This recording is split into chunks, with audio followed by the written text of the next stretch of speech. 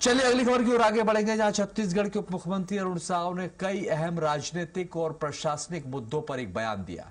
सबसे पहले जग्गी हत्याकांड में अमित जोगी को सुप्रीम कोर्ट से मिली अंतरिम राहत पर अरुण साव ने कहा है कि यह पूरी तरह से न्यायालयीन प्रक्रिया का हिस्सा है और कानून के अनुरूप फैसले लिए जाते हैं। उन्होंने कहा कि न्यायालय में किसी का प्रभाव नहीं चलता और इस मामले में अंतिम फैसला अभी आना बाकी है और इसलिए इस पर प्रतिक्रिया देना उचित नहीं होगा। और वहीं पश्चिम बंगाल विधानसभा चुनाव को लेकर भी अरुण साव ने एक बड़ा दावा किया। उन्होंने कहा कि पश्चिम बंगाल में इस बार कमल खिलने वाला है और ममता सरकार की विदाई तय है। साव ने कहा कि बंगाल में सुशासन की सरकार आने वाली है और जनता बदलाव चाहती है। सरकारी कर्मचारियों को लेकर शासन के रद्द हुए आदेश पर उप मुख्यमंत्री ने कहा कि कर्मचारियों के लिए general condition of service rules लागू है और सभी कर्मचारियों को इन्हीं नियमों के अनुरूप आचरण करना होता है।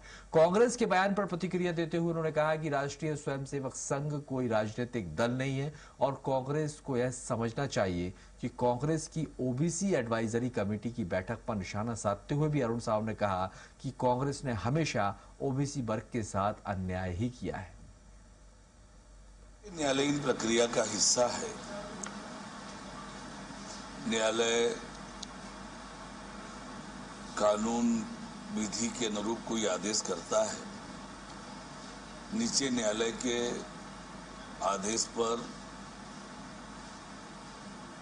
ऊपर के न्यायालय इस तरह के आदेश सामान्यतः करते हैं, तो ये न्यायालयीन प्रक्रिया का हिस्सा है। इस पे कोई प्रतिक्रिया व्यक्त करना उचित नहीं है। पहली बात तो ये है, आरएसएस कोई राजनीतिक दल नहीं है। कांग्रेस के लोगों को ये समझ में आना चाहिए। दूसरी बात ये है, कर्मचारियों के लिए मैंने बताया आपको, general condition of service rules applicable है कर्मचारियों के लिए और वो भी नियम उसी के अनुरूप लागू होगा, उन्हीं के अनुरूप उन्हें आचरण व्यवहार करना पड़ता है। पश्चिम बंगाल के लोगों का जो वोट दिख रहा है और सवेरे से जो वोटिंग का ट्रेंड है वो बहुत स्पष्ट और साफ है कि पश्चिम बंगाल से ममता दीदी का टाटा बाय बाय होने वाला है, पश्चिम बंगाल में कमल खिलने वाला है, पश्चिम बंगाल में सुशासन आने वाला है, पश्चिम बंगाल के बेटियों को, माताओं को सुरक्षा मिलने वाली है, उनकी सशक्तिकरण होने वाला है।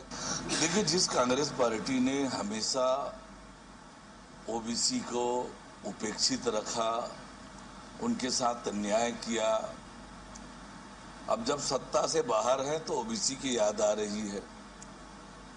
सत्ता में रहते हैं तो ओबीसी की उपेक्षा करते हैं, अन्याय करते हैं।